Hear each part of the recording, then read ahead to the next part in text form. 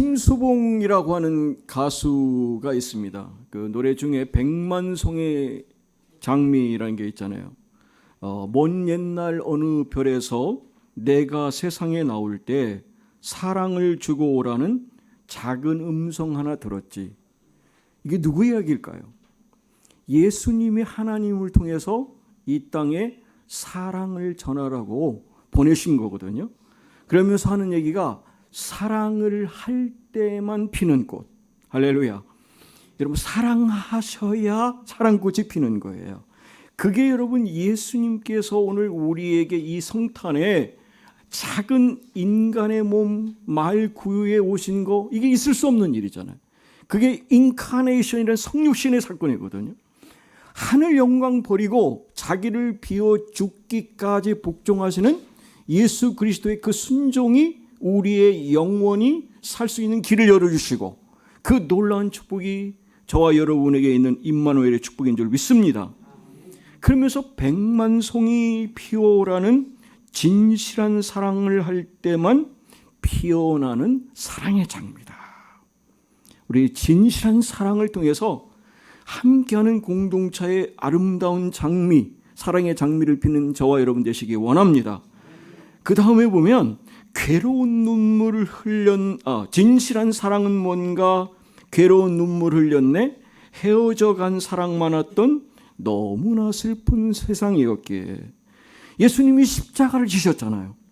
그 고난을 당하시고 채찍 맞으시고 그 일로 인해서 오늘 우리가 나음을 입었고 우리가 놀라운 은혜를 입을 수 있었던 것, 빛처럼 호련히 나타난 그런 사랑이 나를 안았다는 거예요. 이 시간이 여러분 이 임마누엘의 하나님의 사랑을 가슴 안으시고 그 감격을 가지고 새해를 시작하시는 여러분 되시기 원합니다. 2절은 이렇습니다.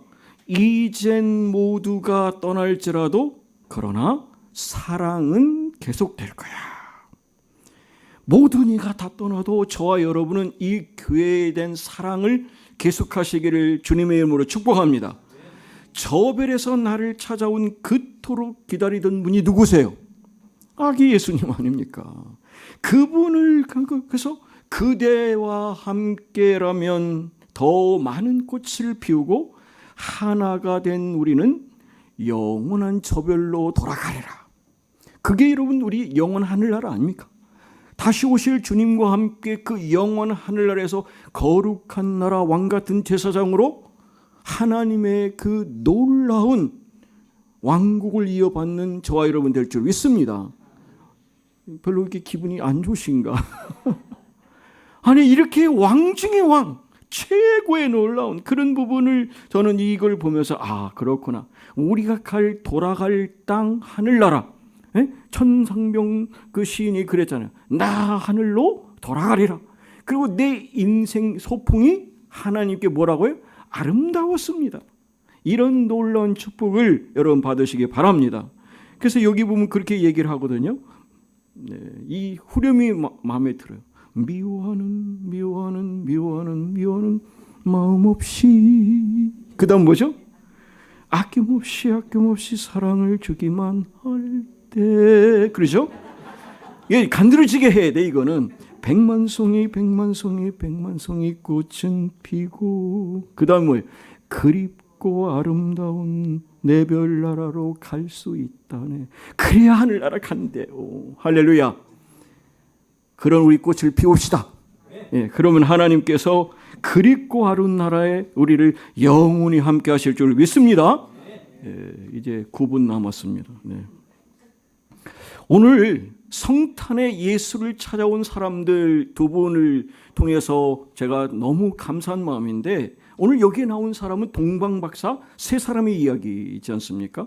그래서 여러분 찬송가에 보면 동방박사 세 사람 귀한 예물 가지고 산을 넘고 물을 건너 별 따라 왔다다.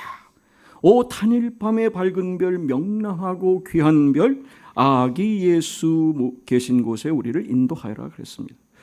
오늘 이 성탄을 찾아온 이 박사는 우리가 아는 동방이라고 얘기를 하는데 파사라는데 페르시아를 말하고 지금은 이란을 말하고 있거든요. 그러면 그 당시에 낙타를 타고 온다고 하면 2달 이상 걸리는 거리입니다. 그러니까 오래 전에 이미 그들은 우리로 말하면 어떤 사람들 점성술사잖아요. 지금 말하면 천문학자란 말이죠. 그러니까 하늘의 별을 관측하다가 뭔가 예상치 못한 놀라운 큰 별을 보면서 이거는 특별히 하늘에서 뭔가 기이한 징조가 이런 이것을 그들은 본 것이죠.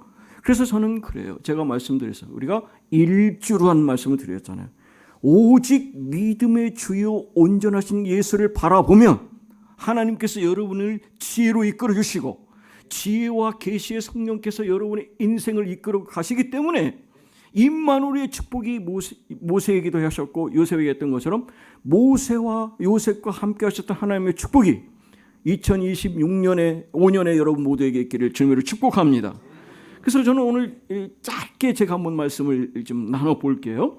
그럼 동방 박사가 이렇게 2달 이상의 여정을 통해서 그가 예수를 만나고 그 만난 뒤에 돌아가는 과정을 우리가 짧게 보면 그들은 누구였냐면 말씀드린 것처럼 천문학자들입니다. 이 사람들이 왜 그 길을 찾아왔을까요? 진리를 찾는 사람이었던 거예요.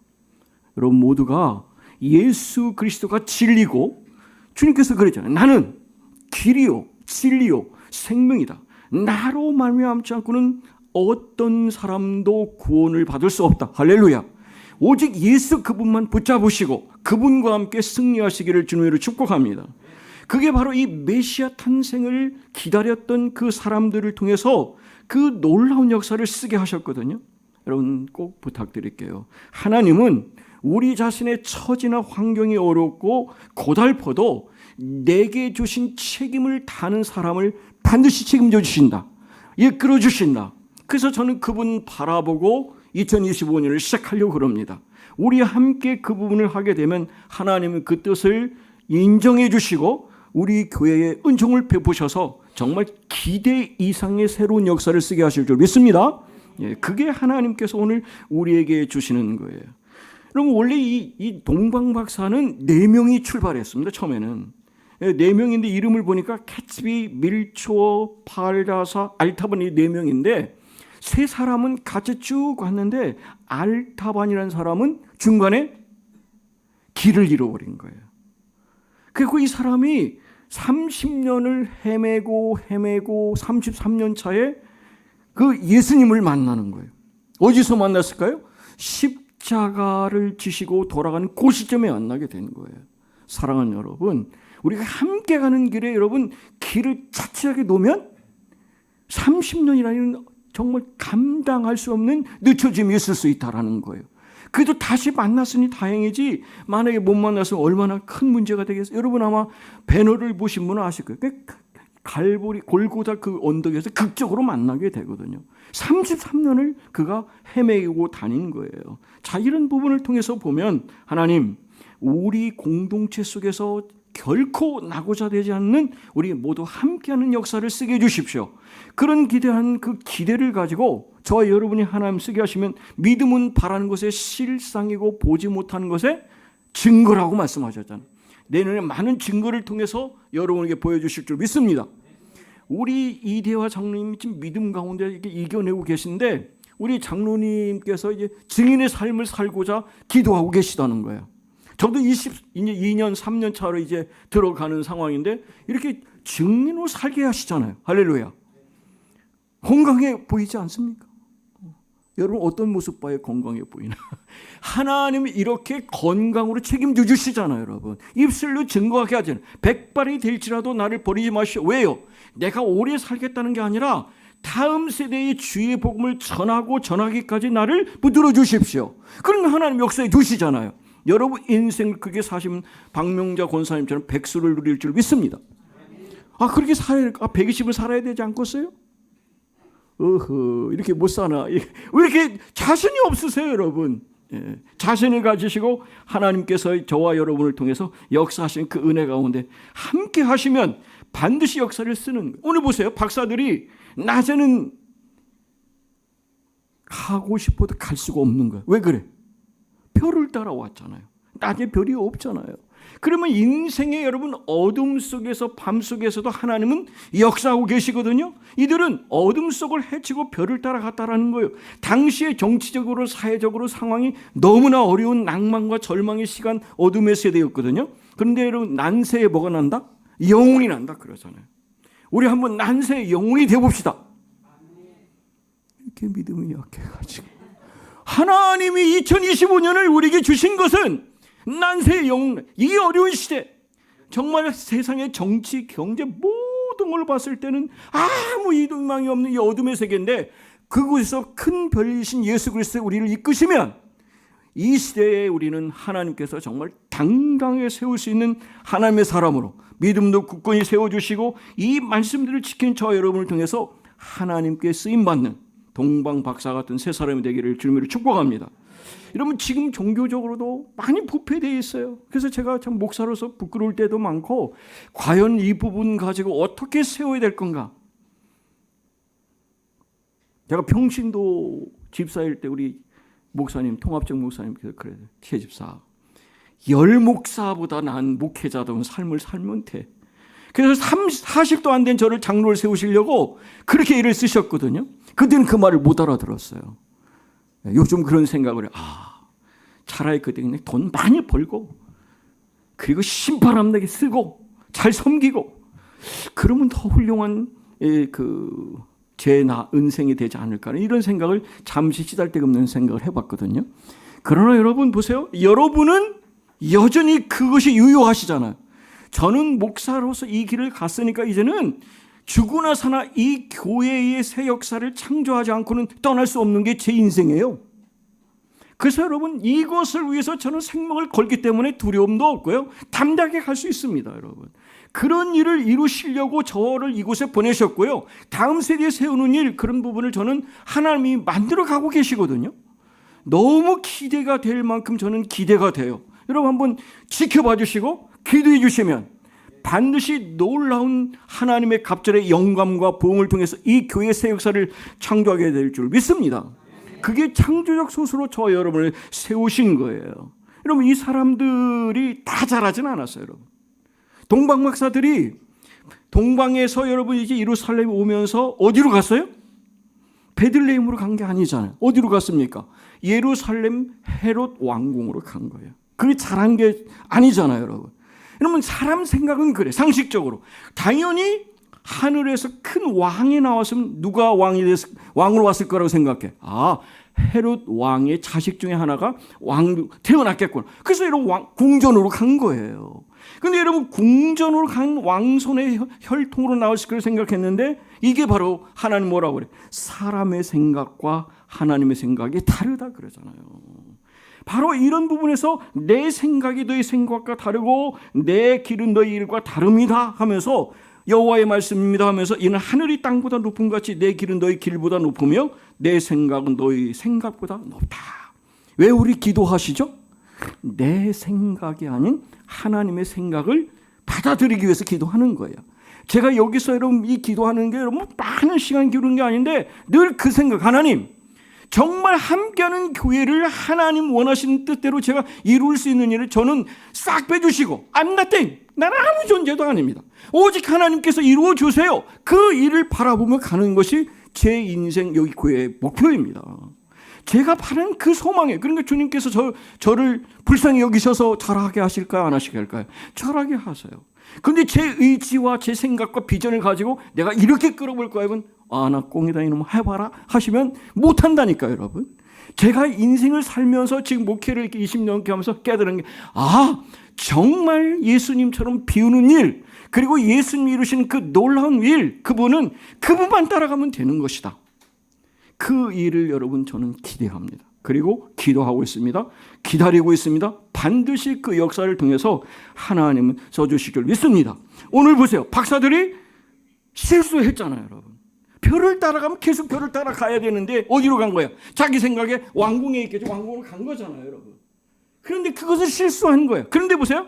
그들이 왕궁에서 나와서 다시 별을 따라 갈 수 있는 마음을 가졌을 때 별이 다시 나타났습니다. 할렐루야. 그 별을 여러분 바라보세요. 그래서 하나님이 다시 우리에게 세컨 찬스를 주셨다라고 말씀드린 게 여호수아 얘기였습니다. 그러면 여러분 다윗을 보세요. 그 사람이 얼마나 결함이 많은 사람입니까? 그러나 다윗을 성군이라 그러잖아요. 하나님 마음에 합한 사람이죠. 왜 그래요? 그 사람이 회개의 달인인 거예요. 하나님, 제가 이렇게 실수했습니다. 죄송합니다. 용서해 주십시오 하면서 주의 성령을 내게서 거두지 마시고 늘 주님과 동행하기를 원합니다 하니까 그 부족하고 연약한 사람을 하나님은 상처 입은 치유자로 세우시고 많은 생명을 살리고 이스라엘의 영원한 별이 돼서 하나님의 역사를 이루잖아요. 그래서 이렇게 말씀하고 있어요. 존귀하나 깨닫지 못하는 사람은 멸망하는 짐승과 같다. 여러분, 우리 지혜롭게 사십시다. 하나님의 사람답게 다시금 이제는 더 이상 세상길이 아닌 하나님의 길, 그리스도의 길, 그 길을 통해서 하나님의 역사를 이룬 저와 여러분 되기를 주님으로 축복합니다. 그리고 그들은 예수님께 와서 정말 자기가 가져온 최고의 황금과 유황과 보약을 드렸거든요.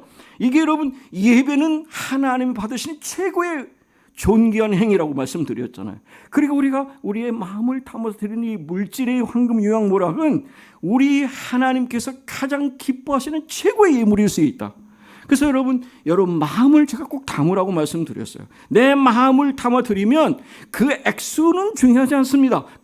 여러분 과부 엽전 돈양을 주님께서는 귀하게 여기셨어요. 그 어떤 사람이 낸 것보다 더 많이 냈다라고 하는 이 마음을 보면 여러분 우리가 행함이 없는 믿음은 뭐라고 해요? 죽은 믿음이라고 했잖아요. 여러분 이 부분에서 삶에서 여러분이 예배제로 살아가셔서 성전에 모이기 힘쓰시기 바라고 우리가 오늘 때 떡을 떼는 시간인데 이렇게 하나님을 찬미하며 오늘 얼마나 찬양되는 게 좋아요.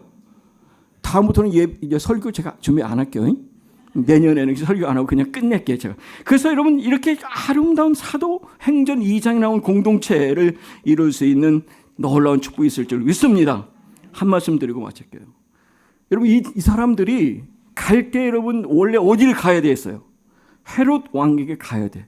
헤롯 왕이 그랬잖아요. 꼭 가서 찾아가지고 만나고 오면 바로 자기한테 알려줘서 나도 왕에게 가서 경배하게 해달라 그랬죠. 근데 그랬으면 어떻게 했을까? 예수님 바로 100일도 안 돼서 모가지가 날아갔네.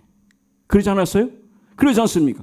근데 보세요. 그들이 갈 때는 실수하던 사람인데 돌아갈 때는 어떻게? another way. 다른 길로 갔다 그러잖아요. 여러분 여기 오실 때는 탁탁하고 답답한 마음이지만 가실 때는 다른 마음으로 가시는 게 예배자의 축복인 줄 믿습니다. 그렇게 사셔야 되는 거예요. 2024년부터 2025년에는 정말 another way, 다른 길로 통해서 그분을 따라갔더니 하나님이 역사를 쓰게 하셨다. 이 동방박사의 축복이 저와 여러분의 길을 주님을 축복합니다. 반드시 하나님은 준비하게 하셨고 그 역사를 이루기 위해서 우리에게 기도하게 하시고 준비하게 하셨거든요. 예레미야 29장 12절인데요. 너희가 내게 부르짖으며 내게 와서 기도하면 내가 너희 기도를 들을 것이고 너희가 온 마음으로 나를 찾으면 내가 반드시 만나주리라. 이 놀라운 하나님의 응답과 하나님을 만나는 축복이 여러분 인생에 영원히 함께하는 임마누엘 축복이 함께 하시기를 주님의 이름으로